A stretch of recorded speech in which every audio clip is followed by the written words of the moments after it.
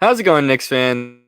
Welcome back to another episode of Fireside Knicks. I'm your host, Dylan Backer, and I'm joined by my brother and co-host, Justin Backer. And tonight, the New York Knicks got a very emotional win, if you will. It was a very crazy game, but they managed to win against the Atlanta Hawks by a final score of 116 to 114. It was a nail biter, a close game all throughout. Very exciting game, honestly. Just very glad that they pulled out the win, and it looked they're getting a little scary towards the end, but we're just happy they won the game. We're gonna get to all those things. I'm gonna pass it off to Justin right now, though. He's gonna give us his game recap and some of his biggest takeaways from this big win.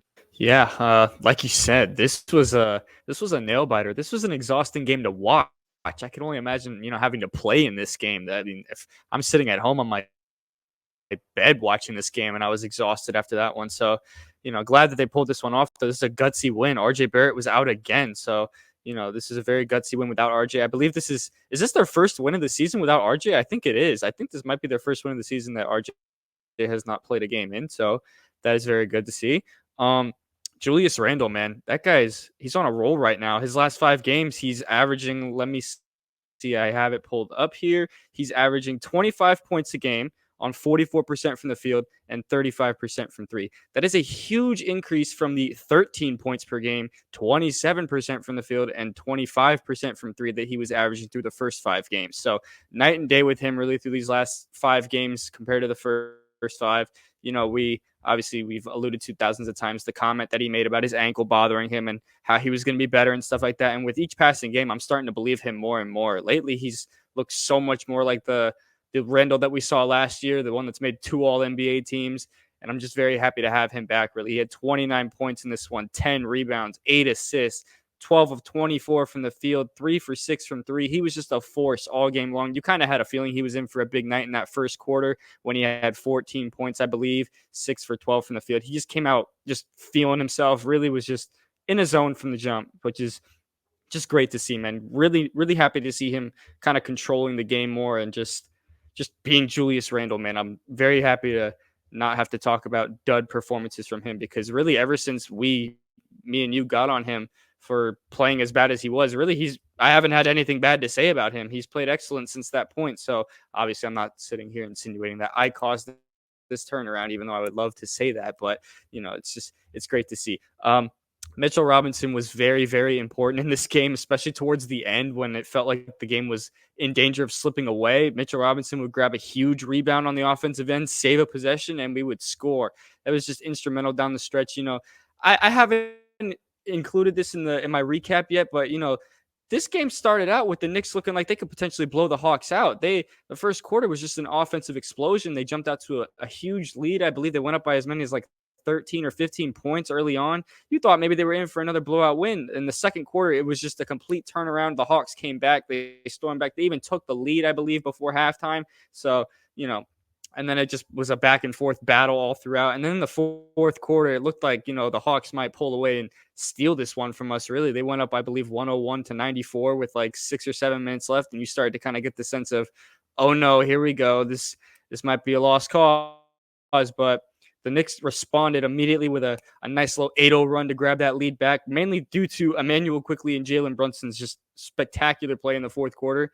So very happy to see, them kind of not stick their heads in the sand, really, stick their heads in the mud, if you will, and kind of just throw this one away. No, they fought back, they fought hard, and they ended up stealing this one really from the Hawks. I don't think the Knicks deserved to win this game at all, but they ended up winning. So, and another thing I want to touch on real quick, Quentin Grimes, I thought was having a pretty solid game. 11 points, 3 for 7 from three, 4 for 10 from the field. And then he injured himself in the second half. I believe he went up to contest a shot on Bogdan Bogdanovic as he was driving down for a layup, and he swiped down and injured his hand, went straight to the locker room and never saw him again. The only thing that we know is Tom Thibodeau said after the game it's a bruised left hand.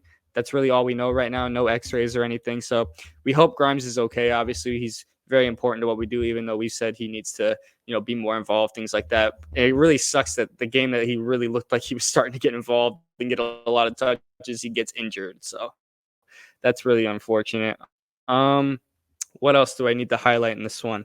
The inbounding towards the end of the game. Very suspect, man. That's been a problem that the Knicks have had for years now where they struggle to close these games out. It's never easy with them. We basically have heart attacks every game. It's just It's sketchy. I hate the inbounding at the end of the games. Dante DiVincenzo should not have been inbounding the ball there at the end. I thought it should have been Josh Hart. It's a guy with a decent amount of size. He's a good passer.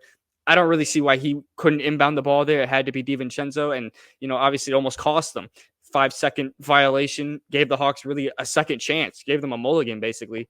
Luckily, they did not. They did not convert, and we ended up winning. But stuff like that, little things like that, can really make your team lose a game that you should not lose. It's just silly turnovers. Silly turnovers are really the kind of a theme in this one. You really felt like the Knicks kind of were shooting themselves in the foot with all the turnovers that they were committing. Some of them were just straight up stupid turnovers. You know what I mean? The Knicks had a lot of turnovers in this game. They had 16 turnovers, which is above their season average. I believe they're averaging about 12 per game so far this season. So, you would like to see some cleaner basketball, but I'm glad that in a game that they turned the ball over this much, they were still able to win, especially considering, too, that Bogdanovich was just on fire for the Hawks. I mean, he had 28 points off the bench. That was just, I feel like that guy always kills us. I don't know what it is. Bogdanovich does not like us. I mean, he always goes off against us, I feel like. Same thing with Jalen Johnson. Jalen Johnson had 18 points in this one, 4 for 4 from 3, 7 of 9 from the field. I mean, those guys just don't like us. Every time we play the Hawks, those guys are the ones going off, and it's not Trae Young, ironically. Trae Young, we've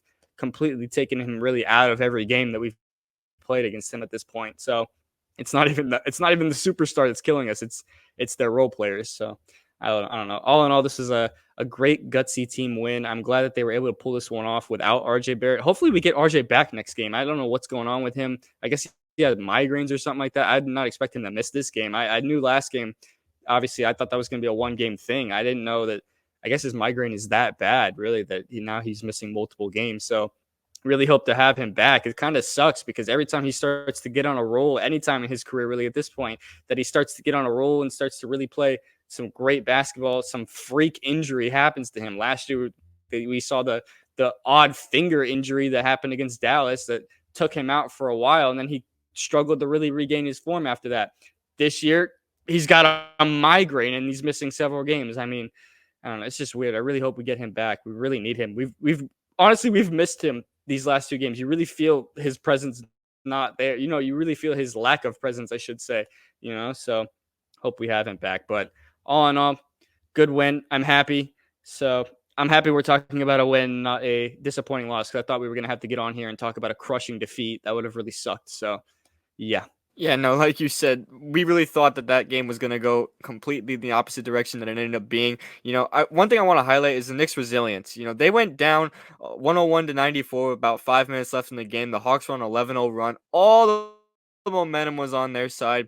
And as you mentioned, didn't have RJ Barrett, didn't have Quentin Grimes the rest of the way after at that point. You really just felt like that the Knicks were not going to be able to get out of that with as much time was left in the game and just the run the Hawks were on. They were struggling to defend really for most of the night, just to be honest, especially from outside. You really didn't think they were going to make a comeback. No, the Knicks responded right away with a nice little 8-0 run, I believe it was, to get the lead right back. Then they went back and forth the rest of the way. I mean, they took advantage of the Hawks defense here because the Hawks defense was not good for most of the night.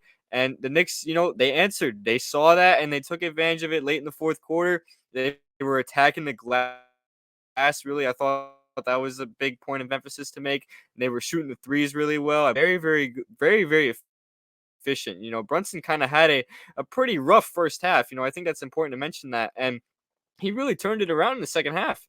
He turned in a very solid effort. He was kind of being inefficient first half, kind of, at least the Brunson standards, they're easy for him because he usually makes those. He was not making them in the first half. But then after that, I mean, he just went on a heater.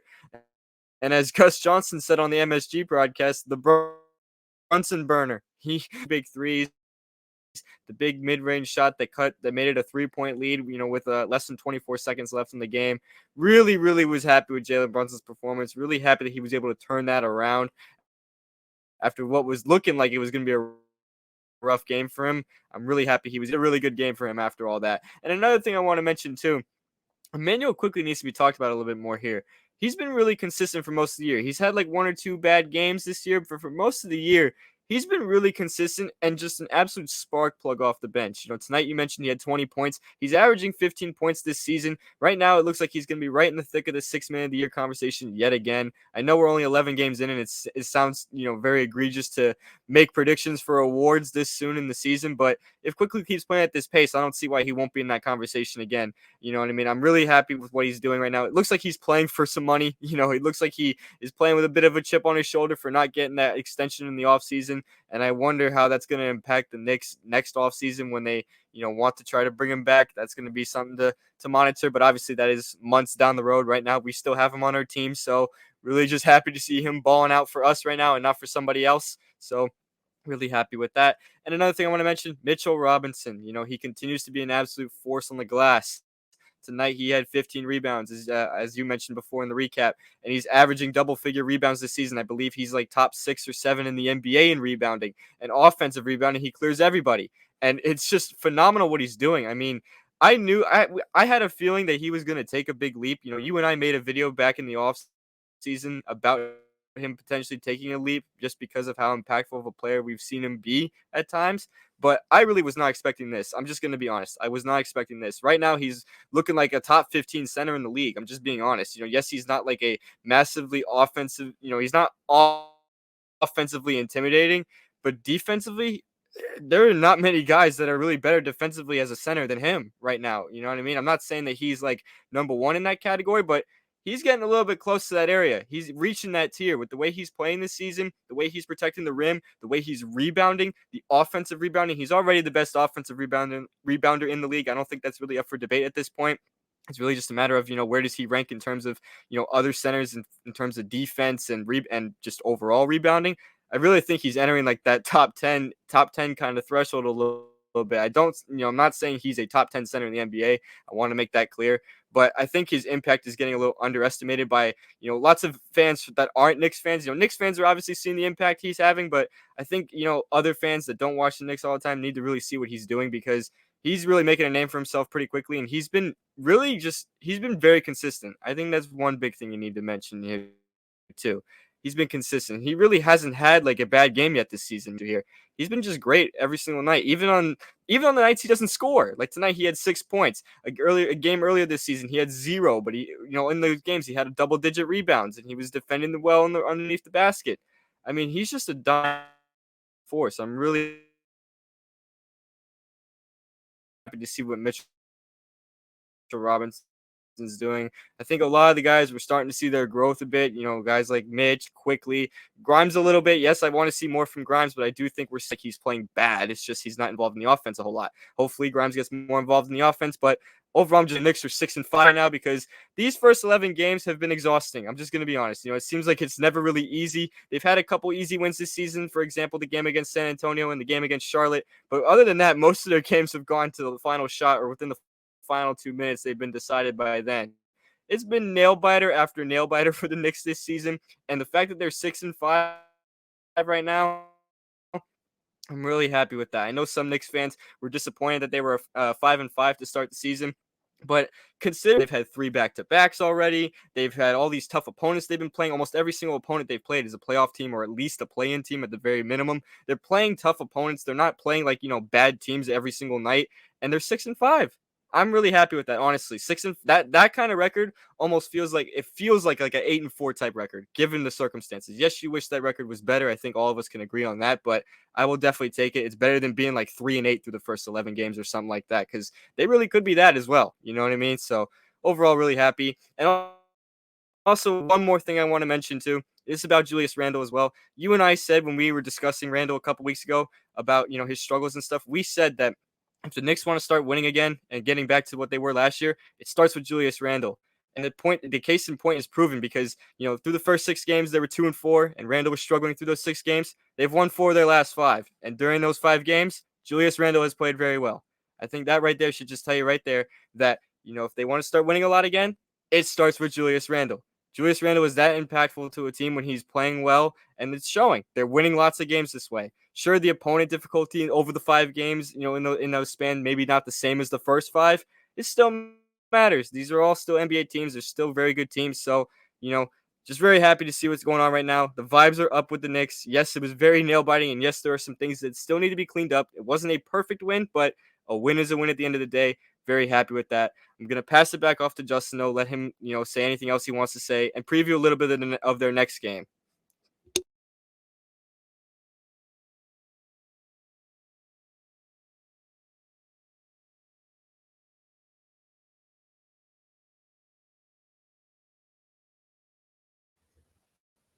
Yeah, I kind of just want to react to some of your points there, especially the Randall point there at the end.